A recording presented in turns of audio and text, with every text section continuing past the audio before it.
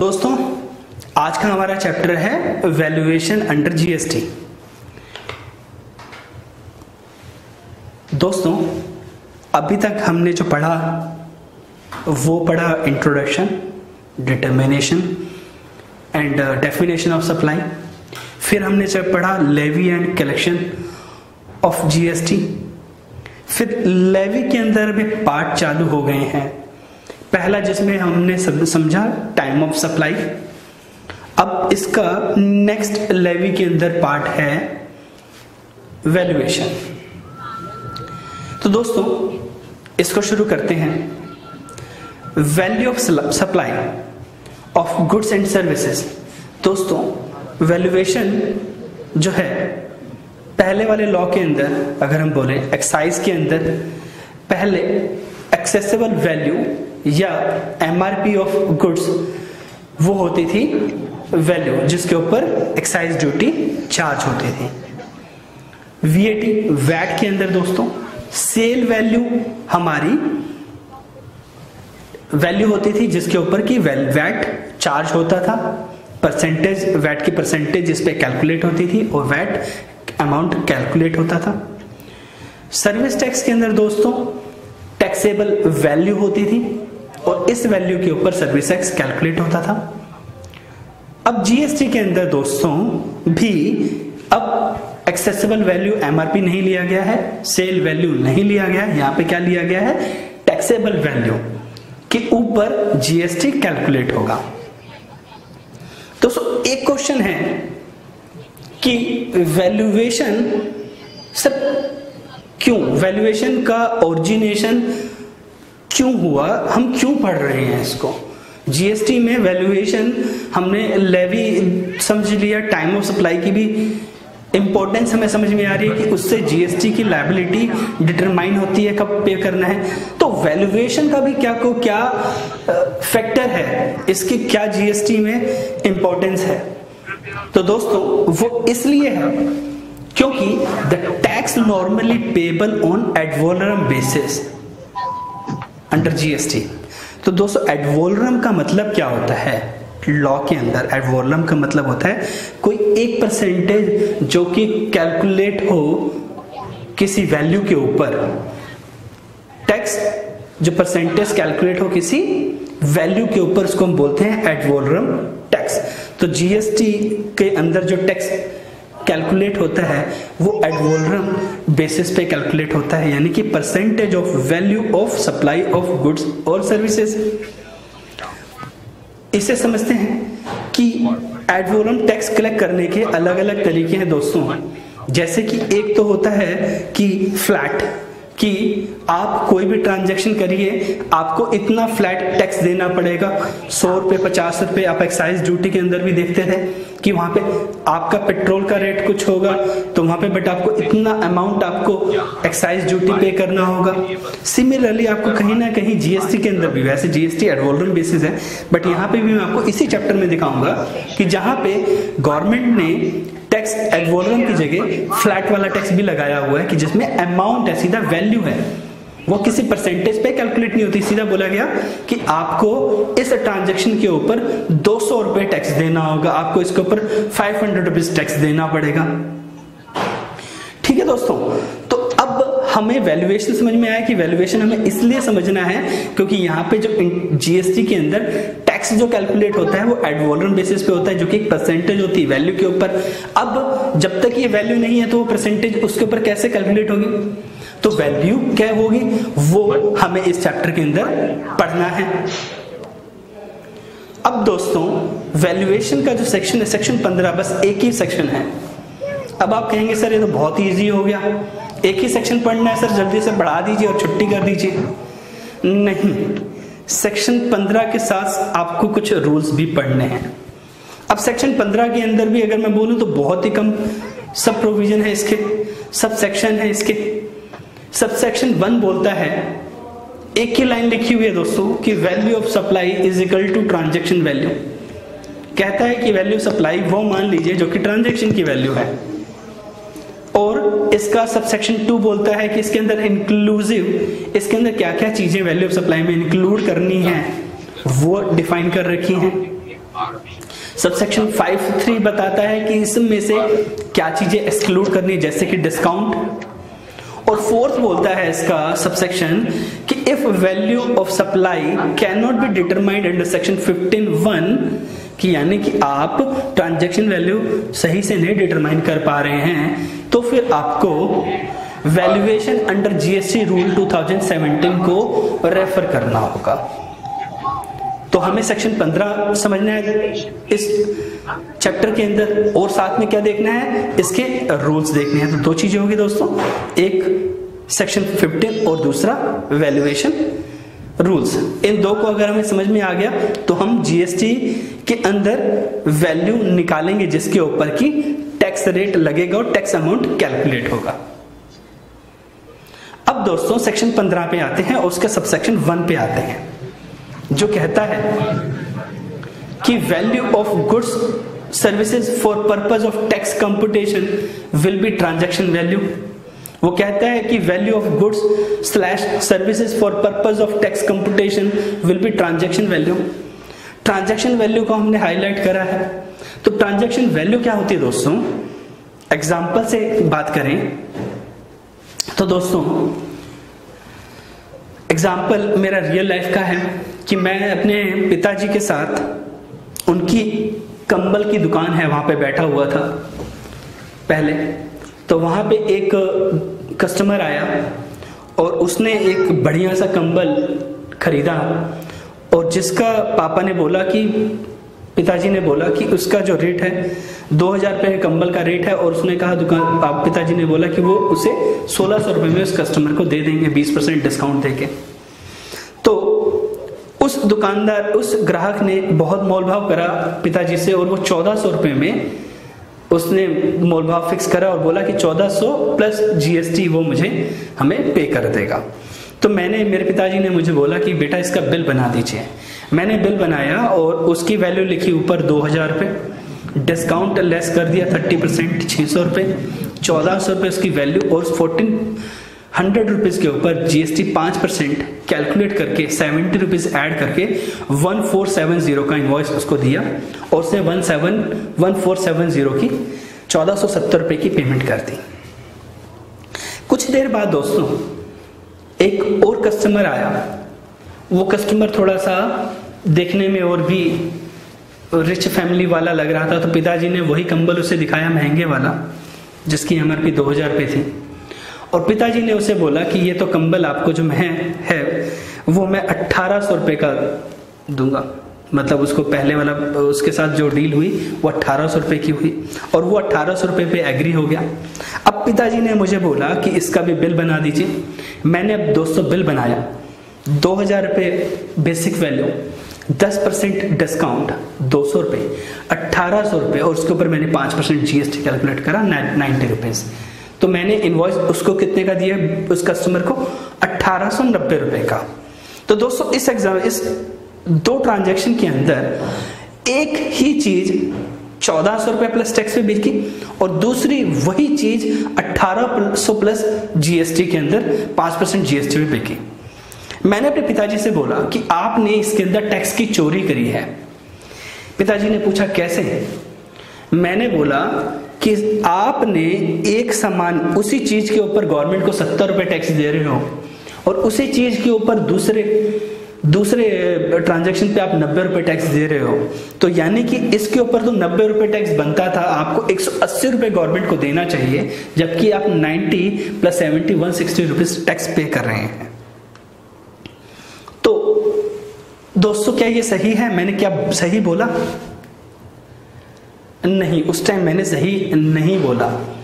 क्यों? क्योंकि सेक्शन 15 बोलता है कि value of goods services for purpose of tax computation will be transaction value, यानी कि एक ट्रांजैक्शन जो पहले 1400 रुपये की हुई वो एक ट्रांजैक्शन वैल्यू है और जो दूसरी है वो अलग में एक ट्रांजैक्शन वैल्यू है। तो यानी कि जो जीएसटी लगता है हर एक ट्रांजैक्शन की वैल्यू पे लगता है। समझ गए दोस्तों? यानी कि जो टैक्स कैलकुलेट हुआ था हमारे एग्जाम्पल के अंदर वो सही कैलकुलेट हुआ था, क्योंकि एक ट्रांजैक्शन की वैल्यू 1400 और एक ट्रांजैक्शन की वैल्यू 1800 रुपए। तो यहाँ पे टैक्स सही कैलकुलेट हुआ, क्योंकि सेक्शन 15 क्या बोलता है कि ट्रांजैक्शन वैल्यू पे आपको टैक्स देना है हर एक ट्रांजैक्शन को, यानी कि एक ट्रांजैक्शन, दूसरी ट्रांजैक्शन, तीसरी transaction, fourth transaction, every transactions are separate. ठीक है दोस्तों, तो यहाँ पे मैं ट्रांजैक्शन वैल्यू से एग्जांपल से समझ में आ गया। इससे आगे बढ़ते हैं, इसके अंदर फिर आगे बोलता है कंडीशंस की बात करता है। The price actually paid or payable for such goods और एंड सर्विसेज। तो दोस्तों पिताजी वाले एग्जांपल में पहले वाले कस्टमर ने 1400 रुपए नहीं दिए, उसने कहा सर उधारी दे दीजिए, लिख लीजिए, मैं 10 दिन बाद आपको पेमेंट दे दूंगा। तो क्या इस 1400 रुपए के ऊपर जीएसटी कैलकुलेट नहीं होगा? क्या वो 10 दिन बाद कैलकुलेट होगा? नहीं। क्यों? क्योंकि डेफिनेशन क्या बोलती है कि पेड और पेबल, जो मिल गया और जो मिलने वाला है, वो दोनों ही वैल्यू के ऊपर आपको जीएसटी की वैल्यू को कंसीडर करना है जीएसटी के लिए। अब आगे, supplier and recipient are not related, वो रिलेटेड पर्सन नहीं होने चाहिए।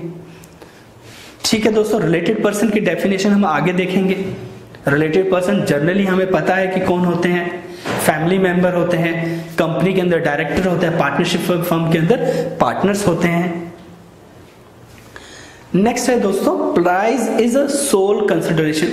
जो प्राइस, जो ट्रांजैक्शन के अंदर जो आप प्राइस आपने ऑफर करा है, उसके अंदर जो प्राइस की आपको पेमेंट मिलनी है वही मिलनी है, इसके अलावा और कोई कंसिडरेशन नहीं होना चाहिए। अगर इसके अलावा कोई कंसिडरेशन है तो दोस्तों हम सेक्शन 15 से बाहर आ जाएंगे। तो दोस्तों क्या क्या हुई कि हम ट्रांजैक्शन वैल्यू मानेंगे सेक्शन 15 के अंदर, बट उसके अंदर क्या होना चाहिए, जो प्राइस है वो पेड या पेबल वाला दोनों होना चाहिए। रिसिपिएंट एंड सप्लायर वो रिलेटेड पार्टी नहीं होनी चाहिए, और जो प्राइस है वो सोल कंसिडरेशन होना चाहिए। अब दोस्तों डायग्राम से पढ़ लेते हैं। Value of supply is equal to transaction value paid or payable, supplier and recipient are not related, plus price is a sole consideration. और दोस्तों ये section 15 is a common for both, either you supply goods or services.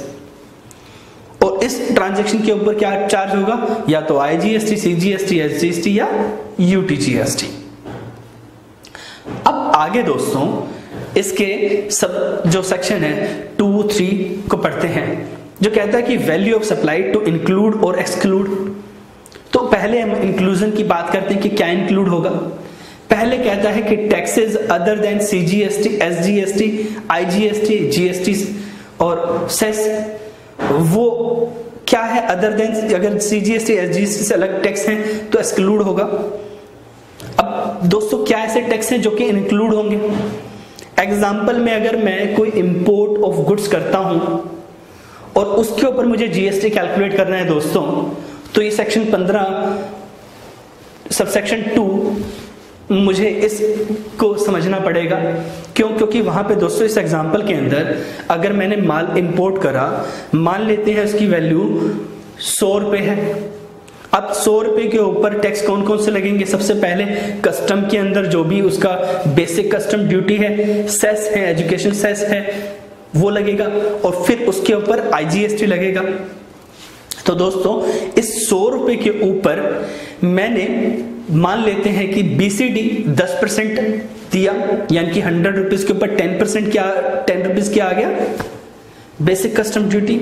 अब इसके अंदर education cess हम मान लेते हैं कि 3% है, तो एजुकेशन सेस किस पे लगेगा? बीसीडी जो 10 रुपए है उस ड्यूटी के ऊपर लगेगा। तो कितना पैसा आ गया बेटा दोस्तों? 30 पैसा।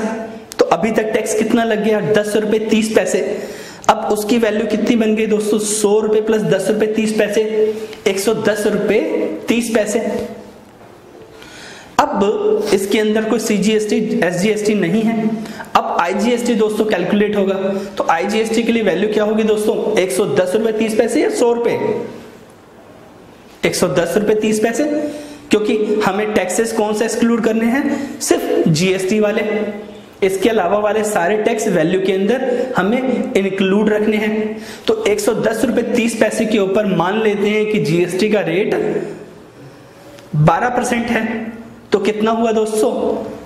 13 रुपए कुछ पैसे के आसपास, 24 पैसे 25 पैसे कैलकुलेट होके आया। तो दोस्तों ये चीज थी यहाँ पे कि हमें इंक्लूड क्या करना है, टैक्स की थी। अगला देखते हैं, expenses incurred by recipient liable to be paid by supplier, यानी कि कोई ऐसा खर्चा जो उस ट्रांजैक्शन के अंदर सप्लायर को बियर करना था पर वो बियर किसने कर लिया, रिसिपिएंट ने। एग्जांपल समझाता हूं दोस्तों, मेरे को एक ऑडिट मिली, टैक्स ऑडिट मिली, और वो जिस कंपनी की मिली वो कंपनी एसी बनाती थी, एयर कंडीशनर। मैंने उनसे कहा कि सर मुझे 50,000 रुपये फीस दे दीजिएगा, प्लस में आप अपनी कंपनी से मुझे 1.5 टन का एसी दे दीजिएगा, जिसकी वैल्यू 25,000 रुपये थी। तो दोस्तों इसके अंदर, इस एग्जाम्पल के अंदर, या एक और हम बोले एग्जाम्पल को और भी सिंप्लीफाइड, दूसरा एग्जाम्पल एक और समझ लेते हैं कि मैंने उनसे ये बोल दिया कि आप जो भी मेरा होटल का खर्चा होगा, ऑडिट के लिए जब मैं आऊंगा आपके पास तो मैं होटल में रुकूंगा और होटल का खर्चा आपको बियर करना होगा, जिसकी वैल्यू 25,000 है। तो इसके अंदर दोस्तों ये जो 25,000 रुपये कंपनी ने होटल का खर्चा अपने पास बियर करा, जो कि मेरे को पे करना था, तो इस केस में ऑडिट जो फीस बनेगी कितनी बनेगी दोस्तों, 50,000 प्लस 25,000 75,000 रुपए। तो ये चीज वैल्यू इंक्लूड करनी है अगर वो खर्चा सप्लायर को देना था बट रिसिपिएंट ने पे कर दिया। कॉन्ट्रैक्ट में लिखा हुआ था कि इसकी वैल्यू कितनी बोली जाएगी, 75,000 रुपए की ऑडिट फीस है, जिसमें से 50,000 रुपए का कंसिडरेशन इन मनी आना था और 25,000 रुपए के खर्चे बियर करने थे। तो अगर कॉन्ट्रैक्ट में ऐसा लिखा हुआ था तो ये 25,000 रुपए ऐड होगा। थर्ड दोस्तों, incidental expenses such as commissioning and packaging. तो इंसिडेंटल एक्सपेंसेस क्या होते हैं दोस्तों, अगर गाड़ी से माल डिलीवर, अगर माल डिलीवर करना है तो गाड़ी ट्रांसपोर्ट का यूज करो तो ट्रांसपोर्ट के फ्रेट एक्सपेंसेस, अगर माल जा रहा है तो उसके लिए पैकेजिंग करनी है, अगर माल कहीं इंस्टॉल करना है तो कमीशनिंग के खर्चे होते हैं, और जैसे कि गाड़ी आप खरीदने जाएंगे तो आप डीलर आपके साथ और भी जो कॉस्ट इनकर्ड बियर करता है वो आरसी का होता है, वो इंश्योरेंस का होता है, वो रोड टैक्स का होता है। तो ये सारी कॉस्ट इंक्लूसिव होती हैं, ये सारी कॉस्ट इंक्लूड करनी पड़ेगी क्योंकि क्या है, ये इंसिडेंटल एक्सपेंसेस हैं। इनसे मतलब जो प्राइमरी सप्लाई है उसके साथ ही ये जुड़े हुए हैं, वो होने ही होने हैं, तो ऐसे खर्चों को हम ऐड करेंगे। फोर्थ है interest, fees and penalty for delay payment. अगर हमने कोई services they the, supply they the, let's say ₹20,000 और कॉन्ट्रैक्ट में लिखा हुआ है कि आपको ये payment with in 7 days recipient को पे करना है, पर किसी रीजन से अगर वो 7 दिन के बाद पेमेंट करता है तो उसे कोई इंटरेस्ट पे करना होगा। आप कभी भी कोई इनवॉइस देखते हो तो कई जगह एक कंडीशन आपको मिलती होगी इम्प्लाइड कि अगर आप ये 30 दिन के अंदर पेमेंट नहीं करते हो तो आपको ये पेमेंट प्लस आपको इतना 10% इंटरेस्ट पे करना होगा। तो दोस्तों ये अगर इंटरेस्ट या कोई लेट फीस या पेमेंट अगर करते हैं तो वो भी वैल्यू आपके ट्रांजैक्शन वैल्यू के अंदर ऐड होगी और जीएसटी उस वैल्यू पे कैलकुलेट होगा। लास्ट है दोस्तों subsidy directly linked to the price given by other than central government, state government. तो दोस्तों सब्सिडी जो कि इससे अगर आपका प्रोडक्ट का प्राइस क्या होता है, इन्फ्लुएंस होता है। सब्सिडी मिलेगी तो आपकी कॉस्टिंग कम होगी और कॉस्टिंग कम होगी तो आपकी जो सेल प्राइस है वो कम होगा। अगर ये है, अगर वो सब्सिडी मिली है सेंट्रल और स्टेट गवर्नमेंट से नहीं मिली है, किसी और से मिली है और उस सब्सिडी से आपका प्राइस, सेल का प्राइस कम हो रहा है, तो उस सब्सिडी को परसेंटेज को हम ऐड करेंगे। अब दोस्तों हम एक्सक्लूजन पे आते हैं जो कि सबसेक्शन 3 के अंदर बताया गया है। सबसे पहले अगर ऊपर वाले प्राइस के अंदर इंक्लूड है सीजीएसटी, एसजीएसटी, आईजीएसटी या कोई सेस जीएसटी वाला तो वो लेस होगा। और प्राइस के अंदर अगर सब्सिडी ऐड है, प्राइस बढ़ा हुआ है, सब्सिडी कंसीडर नहीं करी गई है, वो सब्सिडी जो कि सेंट्रल गवर्नमेंट या स्टेट गवर्नमेंट से मिली हुई है तो उसको भी एक्सक्लूड करना है। प्लस में दोस्तों ऐसी सब्सिडी मिली तो है कंपनी को बट जो वो प्रोडक्ट बेच रहा है उसके लिए नहीं थी, किसी और चीज के लिए थी, बट उस सब्सिडी को हमने ऐड कर रखा है तो वो भी लेस होगा, यानी कि subsidy not directly link to the price. तो ये चीजें ऐड और लेस करनी है दोस्तों। ये प्राइस जो आएगा वो हम क्या बोलेंगे, ट्रांजैक्शन वैल्यू बोलेंगे। अब दोस्तों हमने 100